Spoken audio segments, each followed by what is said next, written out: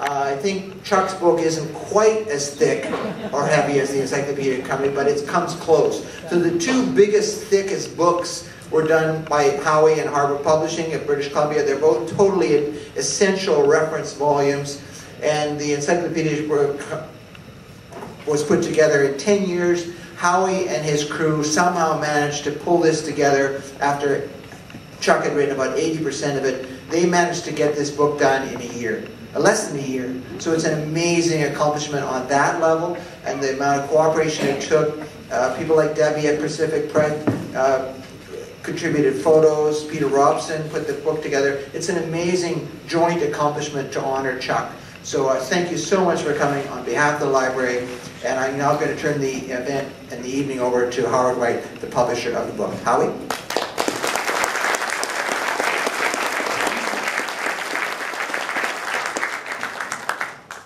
Thank you, Alan. So I'd like to welcome you all here to help us launch this book and really to celebrate Chuck Davis, a great person who lived among us. It's going to be more of a celebration, I think, than a launch for reasons I'll explain later.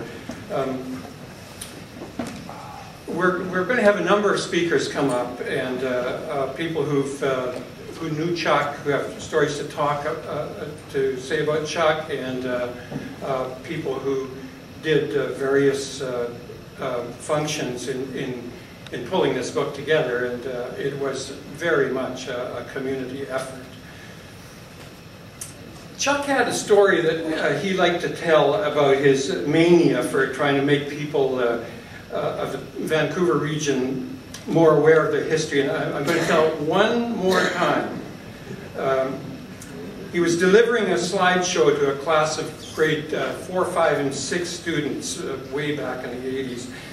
And he started off by putting up an image. He thought this was a good way to start. He put up an image of that statue of Captain Vancouver that's at City Hall. And he said to this assembled class, "Who can tell me who that man is?" And 100 voices shouted in unison with complete confidence, "George Washington!" And Chuck was really taken aback by this, and he thought, this must be some kind of an anomaly to do with this one school. But as he went around the region, peddling his message about how great Vancouver history was to all the schools in the Lower Mainland,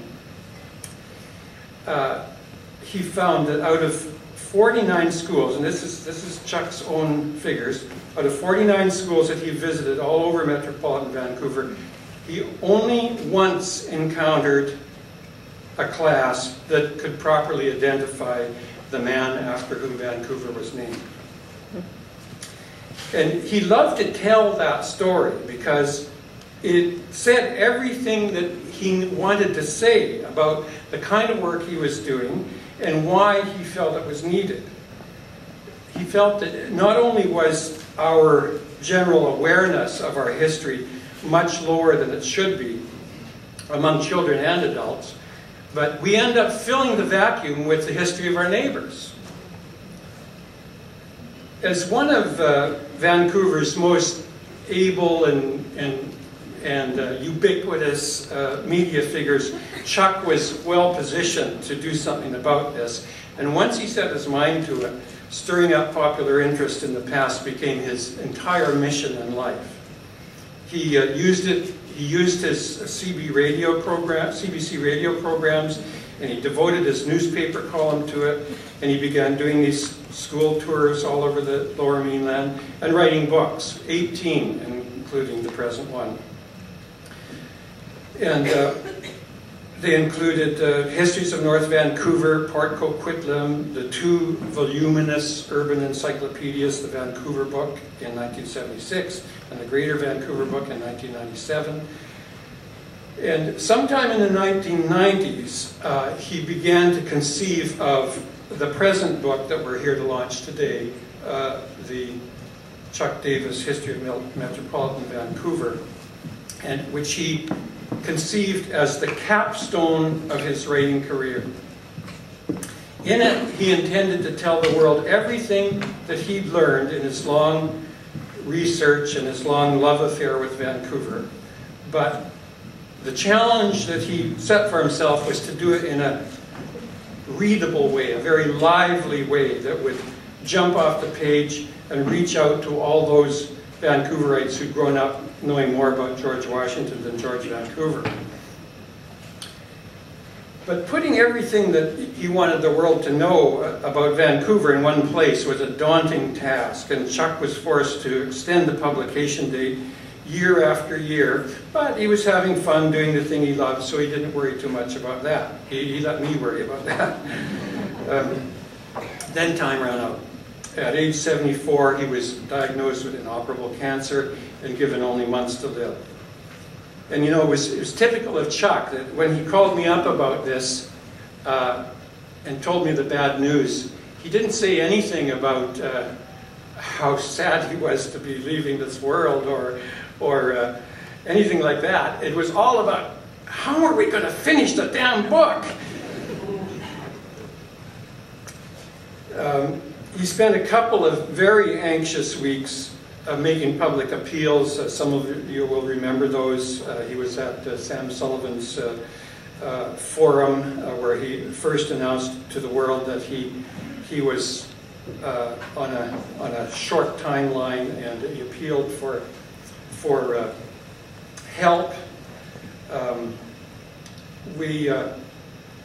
bunch of us who valued his work got together, and we decided that plan A should be that we would just clear away everything else that he was doing, because he was always doing these paid writing jobs to pay the rent.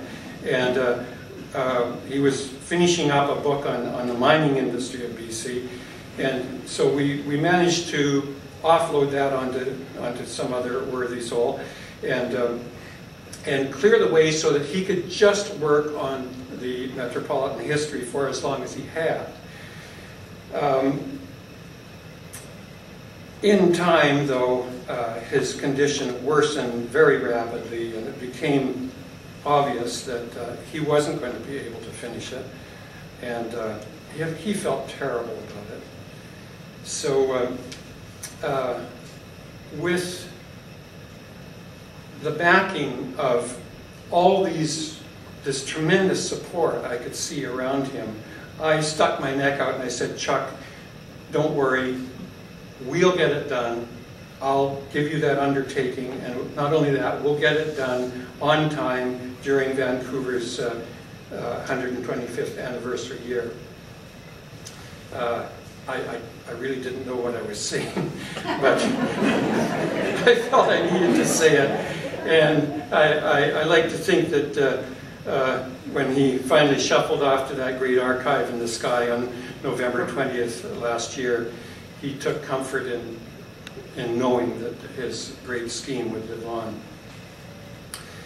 But taking over somebody else's labor of love, lifelong labor of love, is not something to be done lightly. And the fact it's turned out at all is a credit to many, many people, most notably Chuck. Not simply because he laid down a foundation that made it hard for us to go wrong, but he left behind an ocean of goodwill that made our work easy. The city of Vancouver stepped forward with a grant to help pay for the work on the project,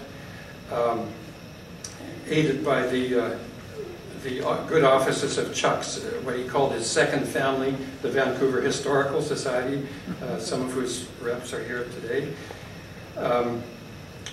The Vancouver Public Library, the Vancouver Archives, and the Pacific Newspaper Group threw open the doors to their photo archives and helped to make this the greatest collection of photographs that's ever been published in one book.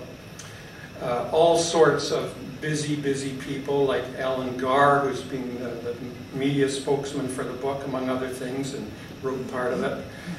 Rick Antonson of Tourism Vancouver did some very essential arranging and intervening on our behalf.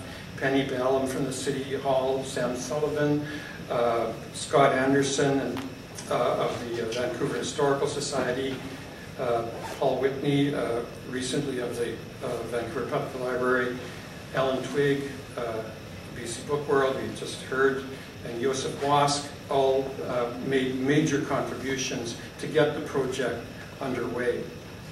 And of course, Harbor Publishing's staff sort of canceled holidays and overtime for months in order to pull this together.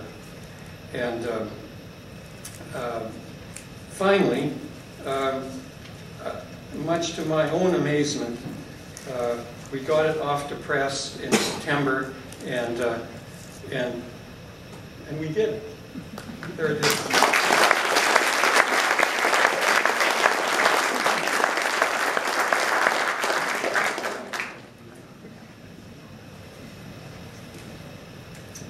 I mentioned earlier that Chuck had built up a lot of goodwill among his colleagues over the years.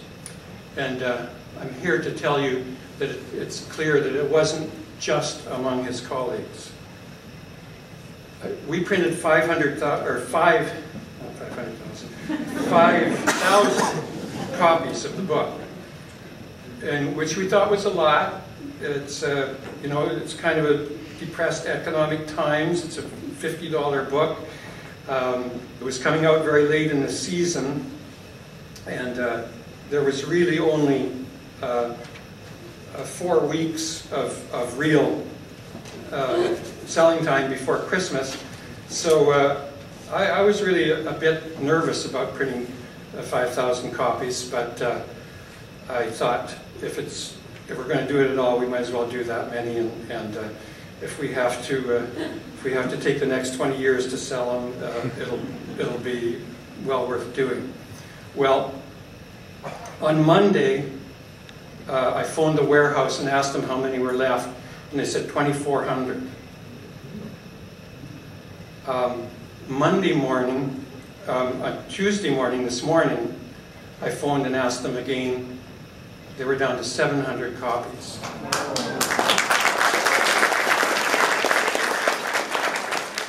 Just before I came in here, I got a call from Allison, our warehouse manager, and I don't know quite how to say this because this is supposed to be the launch of the book. But the Chuck Davis History of Metropolitan Vancouver is completely sold out.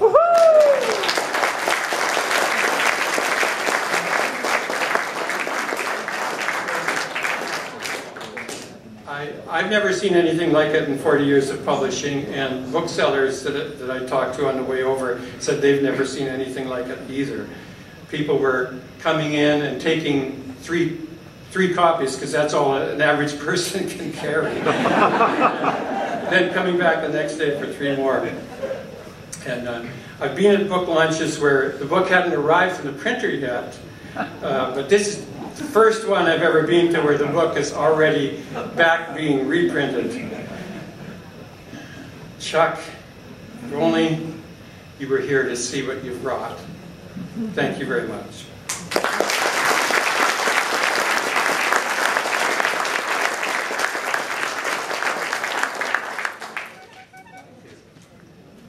Now I'd like to call on Heather Deal. She's going to come and speak on behalf of the City of Vancouver. That's a tough act to follow.